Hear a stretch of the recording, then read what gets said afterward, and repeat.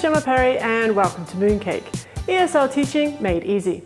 For the past 8 years, I've been working and living in China as a teacher, manager and recruiter. So if you're teaching ESL abroad, make sure you subscribe below and hit that notification bell for weekly ESL teaching tips. So you've been asked to teach your students how to write, but you're feeling a little bit lost. Well, fear not, because by the end of this video, you're going to know exactly how to turn your little scribblers into writers. This video is part 3 in my Phonics Tips teaching series.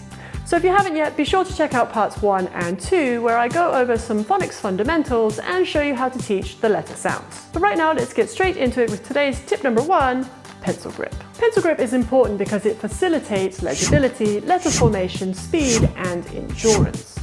Poor pencil grip can be painful and causes students' hands and arms to fatigue quickly. Think about that for a minute. If writing is a painful process, then students are really not going to want to do it. So pencil grip can have a really big impact on students' attitude towards writing. Now, there are different stages that students go through when developing their pencil grip. So let's take a little look at a few of them. When students are around 12 to 15 months, they might start by holding the pencil in a palm grip like so. But as they get around 2 to 3 years old, you'll find that they start to develop this upside down finger grip. But it's when students get a little bit older, around 3 and 4 years old, you'll find that they start to develop a quad grip on the pencil. It's at this stage that we want to start correcting that pencil grip to prevent any bad habits from forming. Now, a good pencil grip is called the tripod grip. This is because it uses 3 fingers to grip and control the pencil. However, if you start talking to your students about a tripod grip, you're going to lose their attention quite quickly. So we need to introduce this pencil grip in a fun way, and we can do this by introducing the alligator mouth. Have students form an alligator mouth using their first 2 fingers and their thumb. The rest of our fingers get tucked away.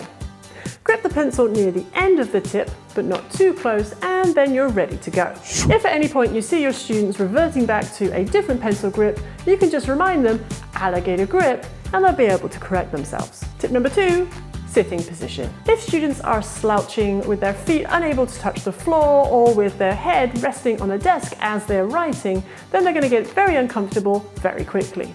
This again can make writing a painful experience. Make sure students are sat with a straight extended back with their feet on the floor and their knees at a 90-degree angle. This is the most comfortable position for writing.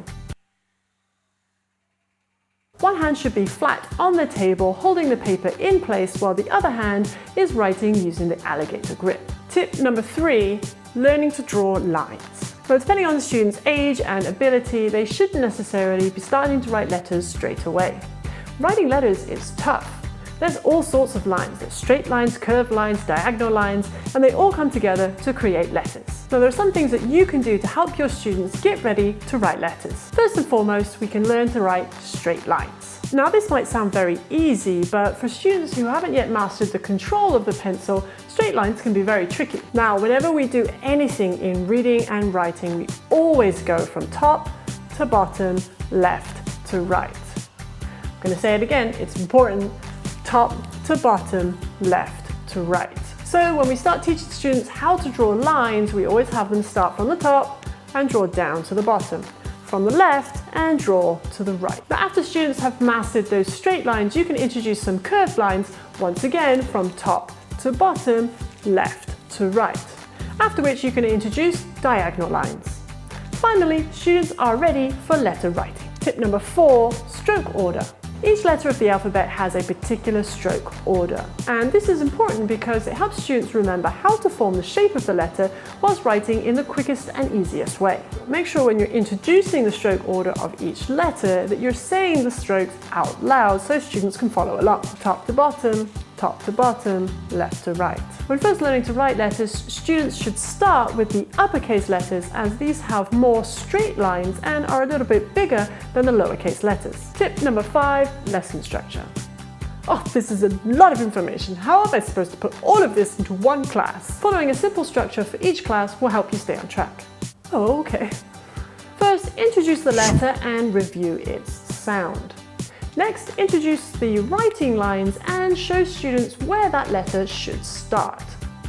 Next, show students the stroke order of that letter, top to bottom, left to right, and have them practice in the air with their finger or on the back of a friend. Lastly, send students off with some tracing practice to try by themselves. So there you have it, the top 5 tips to help you teach your students how to write the letters of the alphabet. Remember, practice makes perfect, and your students are going to need lots of practice in order to master each letter. If you like this video, don't forget to give it a thumbs up and to share with your fellow teachers. If you found it helpful, let me know by commenting with the word helpful in the comments below. That's it for this video. Thanks so much for watching. Don't forget to subscribe below and hit that notification bell for more weekly ESL teaching tips from Mooncake.